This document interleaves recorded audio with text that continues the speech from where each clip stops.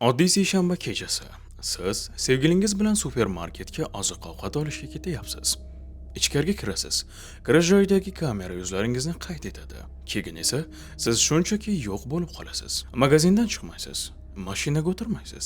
Sizni hech kim hech qachon ko'rmaydi. 26 yil davomida hamma bir savolni berdi. Ikki katta odam gavjum supermarketning o'rtasida qayerga yo'qolishi mumkin? Javob hammaning oyog'i ostida edi. Tom ma'noda 80-yillardan beri hech kim ochmagan tashlandiq lift shaxtasida. Bu oddiy joy qanday qilib eng dahshatli sirni saqlashi va haqiqat ba'zan 10 yillar davomida zulmat va beton ichida chiqish paytini kutishi haqidagi hikoya. Jorj va Kelli Parker uchun oddiy kun. Jorj 32 yosh. U mahalliy avtomobil qismlari zavodida konveyerda ishlardi. Ish bir xilligi davom etardi, lekin barqaror edi. Jorj tartibni yaxshi ko'radigan, kam gap odam edi. Kelli esa 29 yosh bo'lib, u shahar kutubxonasida ishlardi. Tinch, tabassumdor ayol bo'lib, barcha doimiy o'quvchilarni ismi bilan bilardi. Ular 6 yildan beri turmush qurishgan edi. Farzandlari hali yo'q edi. Illinois shtatidagi shaharchaning chetida kichik ijaradagi uyda yashashar. O'z uylari uchun pul to'lashar edi. Hayotlari o'lchamli va bashoratli edi. Seshanba kuni ular odatda bir haftalik oziq-ovqat olishga borishardi. Bu seshanba ham istisno bo'lmadi. Jorj kechki soat 6 da ishdan qaytdi. Kelli allaqachon uyda edi. Ular tez kechki ovqat yeyishdi, xarid ro'yxatini tuzishdi va kechki soat 7 da eski, lekin ishonchli Fordlarga o'tirishdi. Ular shaharchadan chiqishda joylashgan katta Suzy supermarketiga yo'l olishdi. Bu mashhur joy edi. Katta avtoturargoh, yorqin neon yozuv. Odamlar har kun keladigan odatiy joy. Kirish tepasiga o'rnatilgan kuzatuv kamerasi ularning soat 19:12 da ichkariga kirganini qayd etdi. Tasvirning sifati donali, qora-oq edi, lekin ularni aniq tanib bo'lardi. Jorj ishonchli kurtkasida, Kelli och rangli paltosida. Unga nimadir dedi va kuldi va tokchalar orasida ko'zdan g'oyib bo'lishdi. Bu Jorj va Kelli Parkerning tirik holda ko'rilgan so'nggi lahzasi edi. Magazin ichidagi boshqa kameralarning hech biri ularni qayd etmadi. O'sha smenada ishlaydigan xodimlar keyinchalik hech qanday g'ayrioddiy narsa eslarida yo'qligini aytishdi. Oddiy kech, odatiy xaridorlar, lekin Parkerlar magazindan chiqishmadi. Hech kim ularning kassada to'lov qilayotganini ko'rmadi. Hech kim ularning asosiy eshikdan chiqayotganini ko'rmadi. Ertasi kuni ertalab, chorshanba kuni, supermarket menejeri ishga kelganda avtoturargohda o'sha Fordni payqadi. Mashina Jorj va Kelli qoldirgan joyda turardi. Bu unga g'alati tuyuldi. U bir necha soat kutdi, lekin hech kim mashinaga yaqinlashmadi. Salon oynasidan qarab, haydovchi o'rindiqda kalit dastasini ko'rdi. Bu allaqachon butunlay g'alati edi. U politsiyaga qo'ng'iroq qildi. Kelgan nazorat xodimlari mashinaning Jorj Parkerga tegishli ekanligini tasdiqlashdi. Eshiklar yopiq edi. Politsiyachilar avtomobilni ochdi. Ichkarida hamma narsa tartibda edi. Kurash izlari yo'q, o'rindiqda mashina va uy kalitlari yotardi. Jorjning hamyoni ham, Kellining sumkasi ham mashinada yo'q edi. Mahsulot ham yo'q va mashina bo'sh edi. Politsiya tergov boshladi. Avval juftlikning qarindoshlari va ish joylariga murojaat qilishdi. Ish joyida na Jorjni, na Kellini chorshanba kuni ko'rishmagan va hech kimni ogohlantirmagan. Bu ular uchun mutlaqo xarakter bo'lmagan holat edi. Oila kechdan beri ular bilan bog'lanib bo'lmaganini tasdiqladi va shundan so'ng to'liq tergov boshlandi. Ishni topshirilgan detektiv Miller bir nechta versiyani ko'rib chiqdi. Birinchi versiya ixtiyoriy yo'qolish. Ehtimol, juft hamma narsani tashlab, yangi hayot boshlashga qaror qilgan. Lekin bu versiya tez inkor qilindi. Barcha narsalar uyda edi. Bank hisoblaridan yirik yechimlar bo'lmagan. Ular pul sarflamasdi, faqat to'plashardi. Ikkinchi versiya to'lov talab qilib o'g'irlash, lekin hech qanday to'lov talabi kelmadi. Uchinchi versiya baxtsiz hodisa yoki tasodifiy jinoyatchi tomonidan sodir etilgan jinoyat, lekin u holda jasadlar qayerda? Hech qanday iz yo'q-ku. Detektivlar o'sha yagona eshik oldidagi kamera yozuvini soatlab ko'rib chiqdi. Jorj va Kelli kirdi. 1 soat o'tdi, 2 soat. Magazin kechki soat 10 da yopildi. Oxirgi xodimlar chiqib ketdi. Avtoturargoh bo'shadi. Parkerlarning Ford esa o'sha joyda turardi. Hech kim unga yaqinlashmadi. Politsiyachilar o'sha kechqurun ishlaganlarning har bir xodimini so'roq qildi. Kassirlar, zal xodimlari, tozalovchilar va qo'riqchilar. Hech kim shubhali yo'l tutgan juftlikni eslamasdi. Hech kim g'alati narsani ko'rmagan edi. Itlar bilan politsiyachilar butun yaqin atrofni, avtoturargoh orqasidagi o'rmonzorni, bo'sh joylarni qidirib chiqishdi. Itlar mashinadan iz oldi. Supermarket eshigigacha olib keldi va u yerda iz yo'qoldi. Iz aynan eshik oldida uzildi. Bu tushuntirib bo'lmas edi. Go'yo Jorj va Kelli magazin ostonasini xatlab o'tib, havoda erib ketgandek edi. Detektiv Miller va uning jamoasi supermarketning o'zini bir necha kun puxta ko'rib chiqishdi. Har bir burchakni tekshirishdi. Savdo zali, ombor xonalari, muzlatgich kameralari, yuk tushirish joylari, xodimlar xonalari, hatto tomdagi shamollatish shaxtalari ham hech narsa. Kurash izi yo'q. Qon dog'i ham, hech qanday tashlangan narsa yo'q edi. Bu mantiqiy o'tkir to'siq edi. Supermarket binosi 70-yillarning oxirida qurilgan bo'lib, katta edi. Oddiy xaridorlar hatto mavjudligini ham bilmaydigan ko'plab xizmat yo'laklari va texnik xonalarga ega edi. Tergov doirasida politsiya barcha texnik xodimlarni, shu jumladan kamgap ta'mirchi Alan Richardni ham so'roq qildi. U 45 yosh atrofida edi. U bu magazinda deyarli ochilishidan beri ishlardi. Bu binoni kaftidek bilardi. Barcha eshiklarning kalitlari uning qo'lida edi. Binoning eng uzoq va kamdan kam ishlatiladigan qismlarga olib boradigan eshiklarni ham. So'roqda Alan o'zini xotirjam tutdi. U o'sha kechqurun smenada bo'lganini, omborning orqa qismidagi muzlatgich kamerasini ta'mirlayotganini aytdi.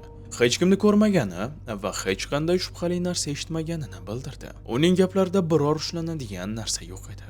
U o'nlab so'roq qilingan xodimlardan biri edi va tezda nimanidir bilish mumkin bo'lganlar ro'yxatidan chiqarib tashlandi.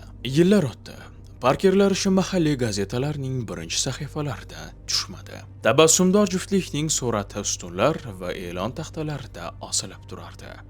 Oila televizorda chiqib, Jorj va Kellini qaytarib berishni yoki hech bo'lmaganda nima bo'lganini aytishni yalindi. Lekin bari bekor edi. Birorta qo'ng'iroq ham, birorta iz ham yo'q edi. Asta-sekin chang bosgan ishga aylandi. Detektiv Miller uchun bu or masalasiga aylandi. Lekin u ham ojiz edi. U o'sha kechaning voqealarini qayta-qayta miyasida o'ylab ko'rdi. Juft magazinga kiradi va shunchaki yo'q bo'ladi. Birgina mantiqqa mos tushgan tushuntirish shundan iborat ediki, kimdir ularni kamera o'rnatilmagan biron xizmat chiqishdan oldin chiqib ketgan. Lekin ish yuritayotgan magazinda bu qanday sezilmay amalga oshirilish mumkin edi? Barcha xizmat chiqishlari yoki har doim odamlar bo'ladigan yuk tushirish rampasiga yoki avtoturargohda ko'rinadigan orqa hovliga olib chiqardi. Yillar o'tdi. 1995-yilda supermarketning egasi o'zgardi. Yangi egalari kichik ta'mirlash ishlarini olib bordi. Lekin binoning tuzilishi o'zgarishsiz qoldi. Parkerlar ishi hal etilmagan ishlar qatoriga allaqachon o'tdi. Detektiv Miller pensiyaga chiqdi, lekin haqiqatni bila olmadi. Shahar uchun bu hikoya mahalliy afsonaga, kech-kechqurun aytib beriladigan dahshatli voqeaga aylandi. Supermarket yutib yuborgan juft haqidagi hikoya edi. Ularning Ford allaqachon to'xtash joyidan olib qarindoshlariga topshirilgan edi. E'lonlar oqarib, yirtib tashlangan edi. Hayot davom etardi, lekin savol qolardi. 1992-yilning 10-martida Jorj va Kelli Parkerga nima bo'ldi? 21-asr boshlandi. Ularning yo'qolish siri esa o'sha kun bo'sh mashina avtoturargohda topilgandagi kabi javobsiz qolardi. Javob hech qachon topilmaydi deb tuyuldi. Hech kim o'ylab ham ko'rmasdi. Javob butun o'sha vaqt ichida supermarket binosida, ularni oxirgi ko'rgan joydan bir necha 10 metr uzoqlikda edi. U qalin po'lat eshik ortida, to'liq zulmatda o'z soatini kutib yotar edi. 26 yil o'tdi. Butun bir umr. Shahar o'zgardi. Parkerlar yo'qolgan yil tug'ilgan bolalar o'zlari ota-ona bo'lib qolishdi. Suzy supermarket yana taxminan 10 yil ishladi. Keyin uni boshqa tarmoq sotib oldi. 2000-yillar boshida esa butunlay yopildi. Bino uzoq vaqt tashlandiq holda turdi. Taxtalar bilan berkitilgan oynalar va oqarib ketgan yozuv bilan. Nihoyat 2018-yilda yer uchastkasini bino bilan birga qurilish kompaniyasi sotib oldi. U eskisini buzib, o'rniga zamonaviy savdo majmuasi qurmoqchi edi. 2018-yilning fevralida obyektga demontaj brigada ishchilari keldi. Ularning vazifasi buzishdan oldin binoni to'liq tozalash edi. Ular tizimli ishladi.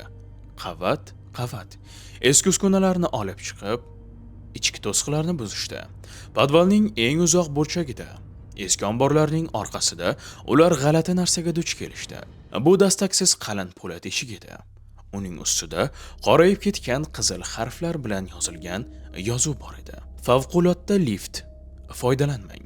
1975-yilda to'xtatilgan.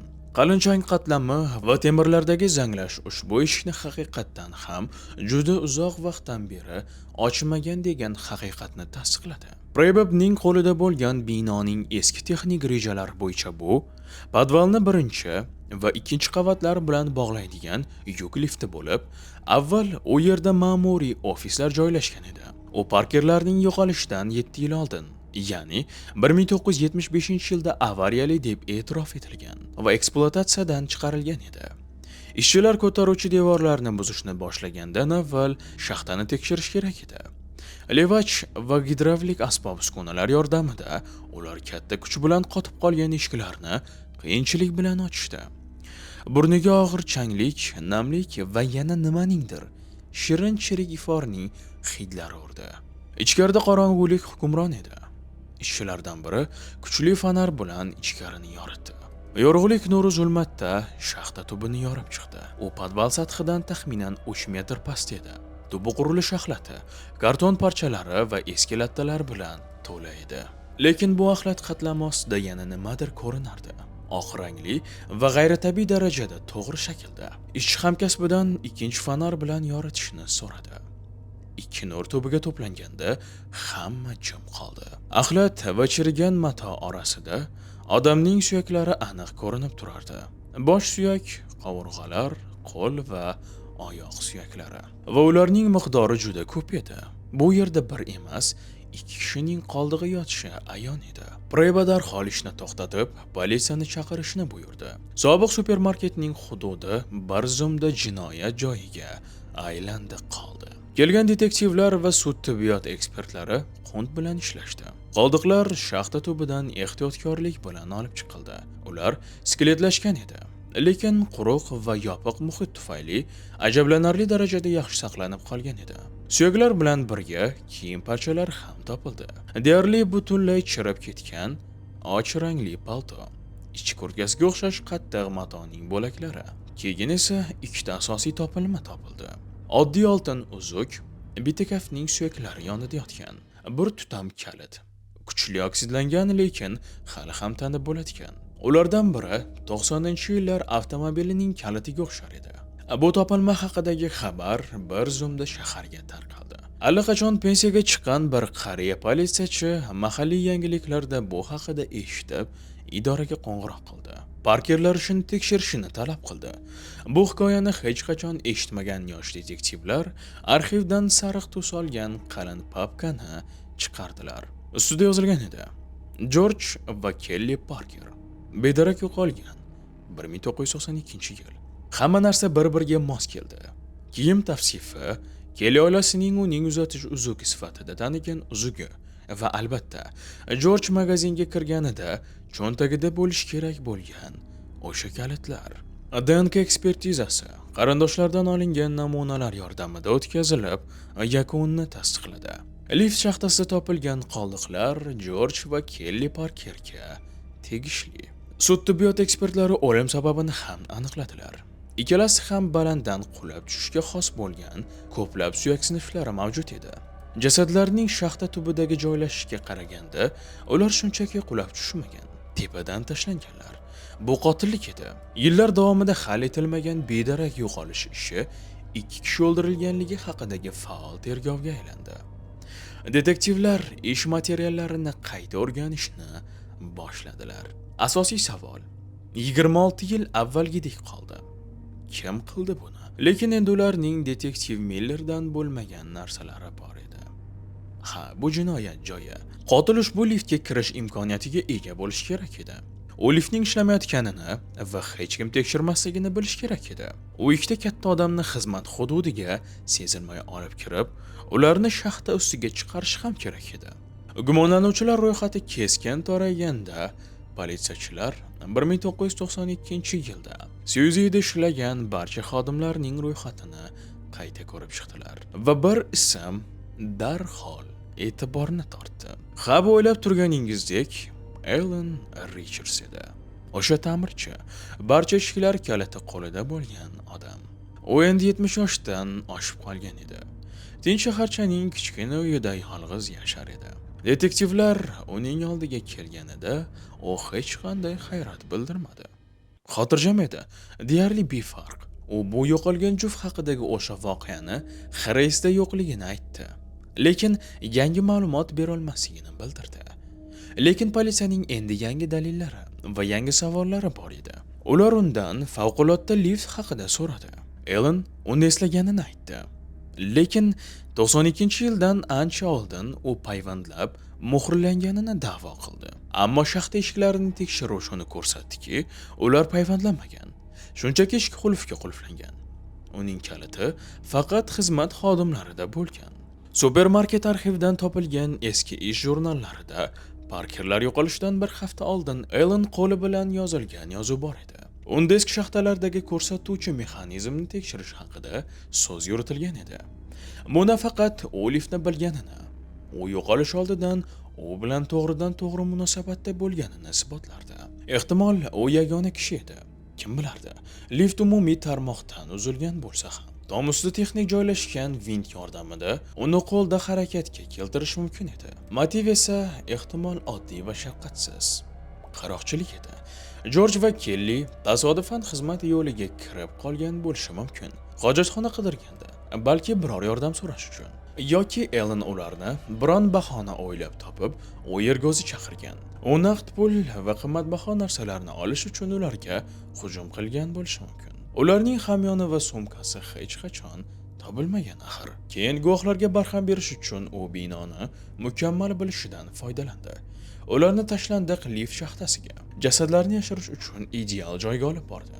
Hech kim qaramaydi degan joy. U faqat bitta narsada yanglishdi. 26 yil o'tib, bino buzilishni va ishchilar ushbu po'lat eshikni ochishini o'ylamadi. Va nihoyat to'plangan dalillar yetarli bo'ldi. Alan Richards 2 kishini o'ldirganlikda aybdor deb hibsga olindi. Sud uni aybdor deb topdi va uni muddatidan ozod bo'lish huquqisiz umrbod qamoq jazosiga hukm qilindi. Jorj va Kelli Parkerning yo'qolishining 26 yillik siri nihoyat ochildi.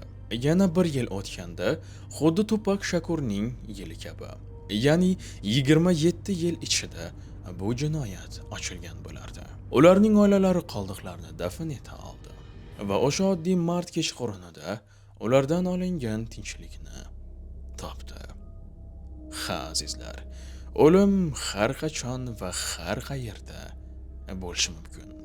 Balki u sizning naq yoningizda turar. Buni hech kim bilmaydi.